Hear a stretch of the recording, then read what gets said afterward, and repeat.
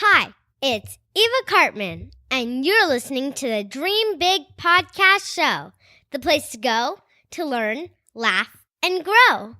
Today we welcome ocean explorer Dr. David Gallo. This is episode 84, Big Dreamers, and it is time to dream big. Welcome to the Dream Big podcast show. We're inspiring you to shoot for the moon, take aim and go. We bring to you amazing guests who truly love what they do. Every day they're living their dreams, and so can you. Dream big, take action to reach your goals. Are you pumped yet? It's showtime, let's rock and roll. Welcome to the Dream Big podcast show. I am your host, Eva Cartman. And today, I'd like to start by turning it over to my mom for a quick word about a very exciting course that we are creating. Thank you, Eva. Yes, this message is especially to the parents who are listening. And kids, please make sure your parents hear this message. We are creating an amazing course for our big dreamers between the ages of 4 and 13.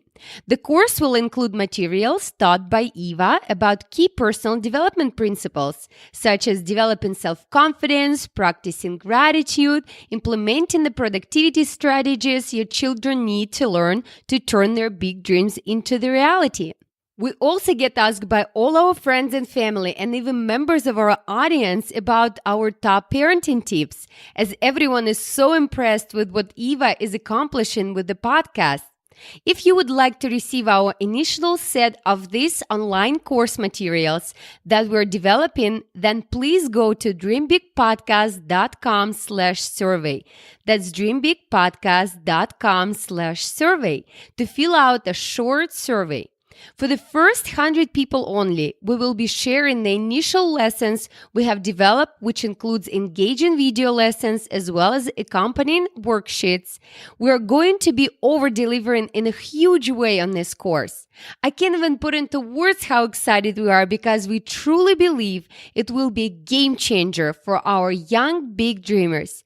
These principles are not taught in school, and all the feedback we get all the time from our listeners who connect with Eva, that they love to hear from her because she is their peer. If you're interested, it only takes 5 minutes of your time, and we know it's valuable. That's why we appreciate it. We're not selling anything at this time. It's free to participate, and we will be happy to reward you with videos when they come. Thank you so much for participating, and we'll look forward to our responses at dreambigpodcast.com/survey. Thank you, Mom. I'm so excited about the course we are creating as well. It is going to be amazing, and I'm so excited that we are going to make this big dream a reality. It is time for you now to enjoy our discussion with Dr. David Gallo, a real-life ocean explorer. David shares wonderful stories of his many adventures on the sea during this interview.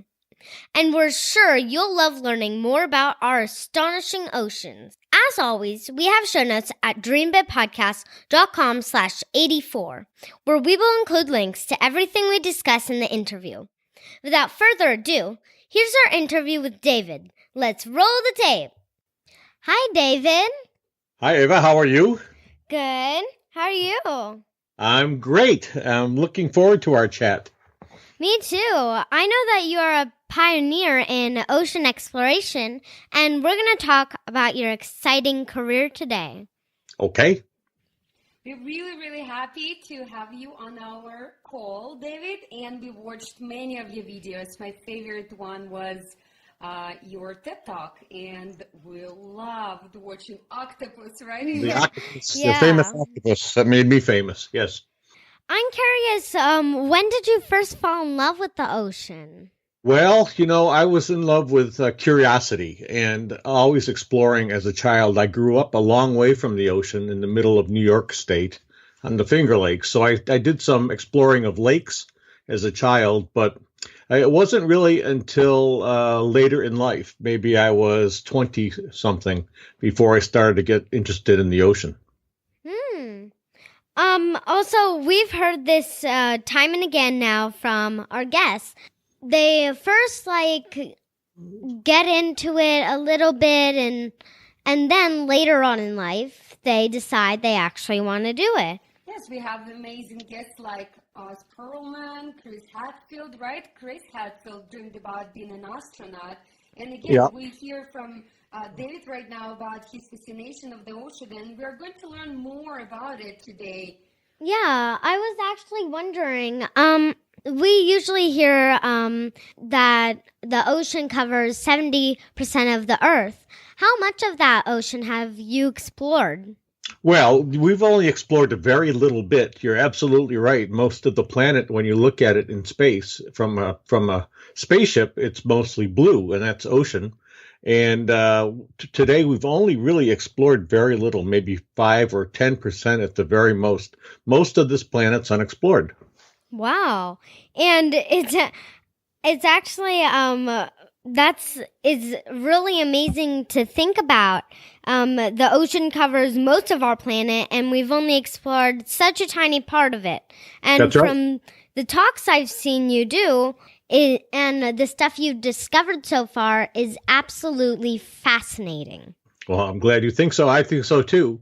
And, it's amazing because we never knew what was out there until we went to the bottom. And it's, not just me, but teams of people that go. You have to have a whole team of people to explore. But we find mountains and valleys and rivers and lakes and all sorts of things at the bottom of the sea.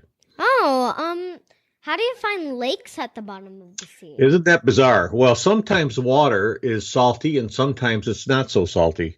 So the ocean's not all the same. And in certain places, it's so salty that it's very dense. And so there's pools of water that form at the bottom of the ocean. And, it's fantastic. They make these lakes. So if you go across the bottom, all of a sudden you come to a lake. That's really cool. Mm-hmm. Can you share some other fascinating facts we didn't know about? Yes, I sure can. There's a mountain that runs around the world. It's 50,000 miles long, and it's called the Mid-Ocean Ridge. And on top of it, there's a valley. And in that valley, the valley goes all along the top. There's volcanoes and earthquakes every day, and we were sure there would be no life there. It's about 2 miles deep to the bottom of the valley, maybe deeper in places. When we go there, we find more life in some ways in the tropical rainforest. It's amazing. So we find life that doesn't use the sunlight. It uses chemicals coming out of the earth. So a whole different, almost like alien life at the bottom of the sea that we never predicted. Oh, that's really cool. Yeah. And as part of your expeditions, you've gone in submarines deep into the ocean. What is the deepest you have been in a submarine? I think it must be about 2.5 miles, maybe 3, somewhere inside there. Wow. And it's an incredible trip to the bottom.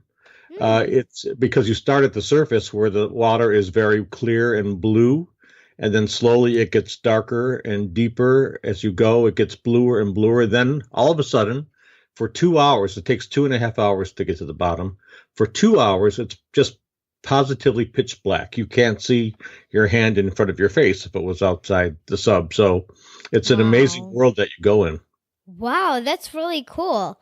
And it's amazing to think that you've been 2 miles deep. Yep. Yeah, you don't think much about being in this tiny little bubble. But, that's what really got me interested in the oceans is I was not the best student, but I saw a picture in National Geographic. I was I actually had been out of high school already. And that one picture was about this little submarine at the bottom of the ocean studying an underwater mountain. And that one picture made me flip a switch. So my curiosity came back. And then I went on to become an oceanographer. But it's that little trip to the bottom, 3 of you in a tiny little capsule that I found really exciting. Wow, that's really cool. And I've been snorkeling in the ocean a couple times, and I've seen what I thought was pretty deep water, but you've been really deep, and it is really incredible to think about.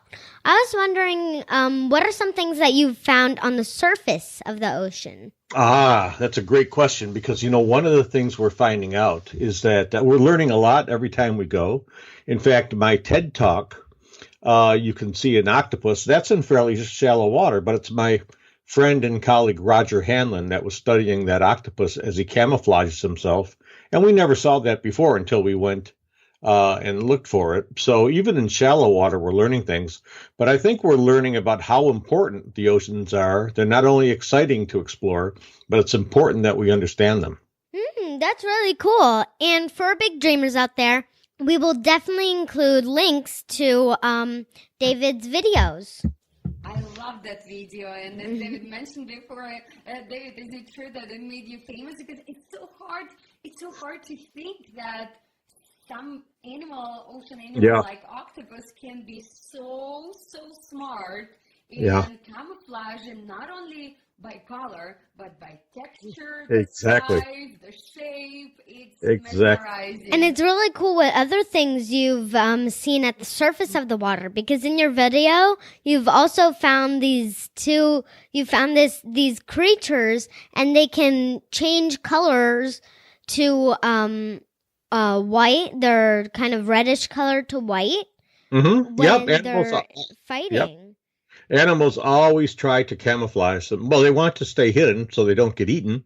And sometimes they want to stay hidden so they can surprise what they want to eat.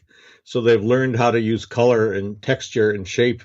Octopuses also shape change. They can look like other things. They can look like coral. They can look like coconuts. Yeah. I've seen this video where this octopus changed and it looks like a lionfish. Yeah. And that's amazing. I wish I could do that sometime. And you've done a lot of exciting ocean exploration looking for ships and plane wrecks. And I was wondering, how do you go about trying to find a ship at the bottom of the sea in a massive ocean? That's a great question, Ava, because it's not something that I ever planned to do, and it's not really science exploration, but sometimes when a ship sinks, we're asked to go because we have the right tools, submarines and robots. So people ask us to help. And you always have to start with the last place it was seen. And it's really that simple. So we look for the last place it was seen, and then we work from there. Sometimes it's fairly easy, and other times it's very difficult. For instance, there's a missing airplane, a Malaysian airplane, that disappeared about 4 years ago, and there's a team out there right now still looking for it. So I remember that mystery. It's so strange, right? Yeah. It's completely strange, and I hope they find it. And but the problem there is we don't know where it last was seen. That's the problem. It was not seen for about 12 hours, or 7 hours, so it's difficult to find it.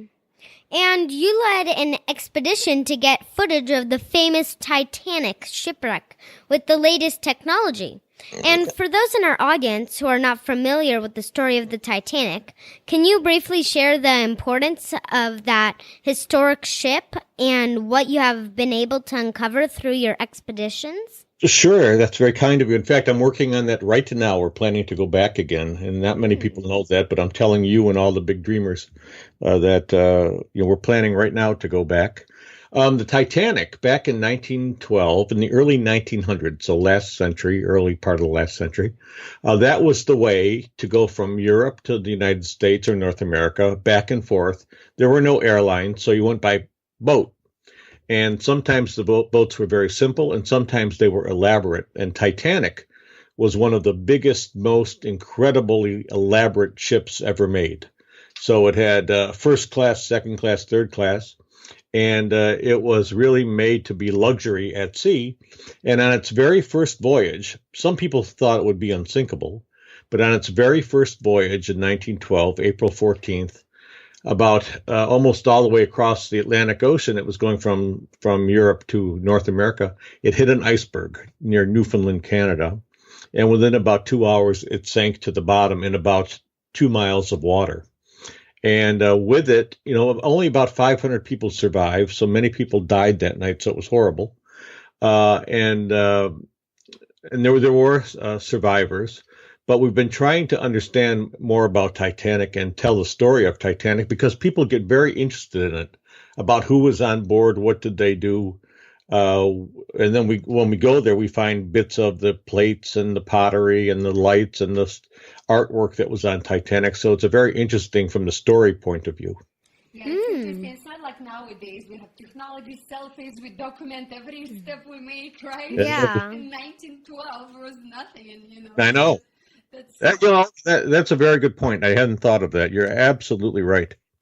Right. So for our big dreamers, little big dreamers out there, it's probably like, why do we need a story? We can just open Facebook and check it out, right? But it was not the case back in the days. So thank you so much, Dave, for doing such important work. Thank you. I studied history for many, many years in college, and it's fascinating to uncover details of everything that was happening back in the days when there was no Facebook, no cell phones, nothing. Yes, you're good point. And, I'm getting very frustrated because now I'm getting older. I'm still doing exploration, but I don't work at Woods Hole anymore. I retired. But now I'm getting so interested in everything that I want 2 or 3 more lifetimes so that I can. What kind of history did you study? I studied all history, starting from ancient history. My major was teacher of history, and the second minor was psychology. Oh, For fantastic. 5 years back in Russia, I came to the United States when I graduated from college already. So I studied everything. First year I studied ancient, then modern history. And at 5 school, years, right now, we're also learning about the ocean. Yeah. It's a fascinating planet, and our history is fascinating. I wish people would learn to get along and to enjoy it rather than trying to kill each other. And it's very sad that way, and I don't quite understand, because I think if they got interested in some of these things, they would appreciate life a lot more than I agree. Well, maybe a lot of our little big dreamers gonna grow up and gonna be peacemakers, hopefully, right? Yeah. We need your little big dreamers, because I knew some when I was it must have been 20-something years ago. One was named Sergey Brin, and one was named Larry Page, and they dreamed about a thing called Google, and they made it. They made Google, and we all know Google. And I had a friend named Jeff Bezos, who was very young, and he had an idea that he could sell books on the internet, and everyone thought he was crazy, but he made Amazon. And today he's one of the wealthiest people on earth, and it all begins with a dream, and that's fantastic. So we need the little big dreamers to change the way that we live on earth and the way we treat each other. And always believe that it's possible. It's possible with a little help of those who came before you. Yeah. And who Absolutely. explored things before you. And right now, it's the best time, I think, to live on Earth in the history of the humankind. I think you're right. Right, because we have technology right by our fingertips. We can talk to millions of people just like now. We sit here in Los Angeles, and David, again, you're in Michigan Cape right Cod. now, right? No, Massachusetts, Cape Cod. Massachusetts, yes, almost there. Halfway there. Yep. Yes, and we talk to people across the globe right now. So big dreamers keep dreaming and take specific action. Yeah, and also we need to work hard to also help our ocean. There are lots of trash. There's lots of trash everywhere. And, Yes, it's true. And from what I heard, there are these things called trash islands or something. Have you seen those, Can David, you? when you were exploring the ocean? Yes, that's a term we use a lot, and the islands aren't to me. I mean, that's something we can clean up little by little. The other part of it, though, is the chemicals in plastic that it's very difficult to clean up because it's almost like a soup. So that's the biggest problem. Is we can pick up the plastic bottles and cups and things like that and bags, but the soup of plastic is very difficult to clean. So we need to figure that out. I'll tell you. Animals die from it. And Animals die, yep. And I'll tell you, the oceans, every other breath of air you take, the oceans provide the oxygen for you. So half of our oxygen comes from the sea. Almost all the rain, and you know that in California, comes from the ocean.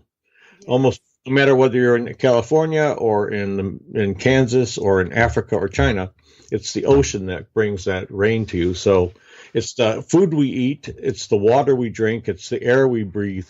It's all of those things. And so we need to understand it and protect it. That's absolutely correct. Yeah, and what are some things that our young big dreamers can do to help? You can do just what you're doing, Eva, which is get involved. Get on the web, find what gets your passion, and then start to learn about it. And don't be afraid to contact people, ask questions on to them. But find your passion and then follow that passion. But learn about the importance of our environment and how fragile it is, and that we need to not harm it. And also, it's very important. None of that makes any sense about the environment if we don't learn to care about one another. Then to me, that's the most important thing, is that we have to learn to care about one another so that all this other stuff makes sense. It doesn't matter to me if the climate's going to change in 100 years, if I'm going to drop a bomb on you tomorrow. That's ridiculous. It's absolutely absurd. So we need to do that. So Big Dreamers, we would like to challenge you to do something different this week with your family. Come up with a challenge, and we like to challenge you a lot. And then every interview, we provide you some ideas with the challenge. Come up with a challenge that fits best to your family. Either it's communication, or it's caring about the water, environment, or doing something good for others. Come up with something that really outside maybe of your comfort zone, and do it for 7 straight days, every day, the same thing. And maybe it will be your new habit in your family that you can start passing on to your friends and friends at school and other people. And maybe you will find your new passion for caring about each other, about the environment, about the water. Yeah. We do those challenges all the time. We Love come it. up with something like drinking water, or turning off, for example, The faucet when you're brushing your teeth. You don't need to use that much water. Can you imagine that we'd let faucets run, and people that are living in Africa and Asia are dying for that little bit of water, but we would let the water faucets run and run and run and run. Yeah, that's a very good. We should not take things for granted, that's for sure, and should Yeah. remind ourselves Yes. every day to be Yeah. grateful for things that we have and abundance that we live in. And as I mentioned before, we live in the most exciting time in history, where everything we want and can do is right here, right now, pretty much, right? Yep, Yeah. I A agree. little bit of curiosity with a little bit of help, maybe adults if you're a young big dreamer. So definitely keep going and be curious. Yeah, Yeah, absolutely. and David, we have a couple last questions for you. Sure. Okay. So, do you have any daily routines that you do? I do. I try at least once or twice a day to have a moment of quiet, so that you can call it meditation, you can call it praying sometimes, but where I like to feel like I'm more in touch with myself and the world around me. And I think that's very, very important. I love, when I can, to get out and go for a long walk and enjoy the world. And those are the most, I love twilight right now. In fact, here the sun's just going down. I love this time of day. And I love sunrises and sunsets. So those are the things I look forward to every single day. And what is your proudest moment in life? And personally, I have proud moments, like the birth. I have 2 boys, and when they were born, I was very proud and very happy. But I think professionally, it would have to be when we found the missing airplane, Air France airplane. That was a very proud moment, not because I thought we were the great explorers, but because I thought that we had done something for the families of the people that died on that aircraft. So it really filled me with a sense of pride, not so much for me, but for the entire team that worked so hard to find that airplane. So I think, and honestly, every expedition that comes back and safely, that no one got hurt, that we learned a little bit more about the planet. I'm very proud of those moments. Thank you, David. Thank you for your Thank service. you. Yep. And what is your favorite thing to do when you're not working? My being in my garden. is my favorite thing. I love being in my garden. I love flowers. I love vegetables, but I'm mad at vegetables right now. So because they didn't cooperate with me last year, so now this year it's going to be all flowers. But I love tending to my flowers. For now, I'm trying to keep a mini bamboo tree alive. Oh, me too. Me too. Oh. It's very interesting, and I'm going to take care of it tonight because it's been in a little tiny vase on near our kitchen sink. But I think it'd be happier somewhere else. And my hobby is me growing too.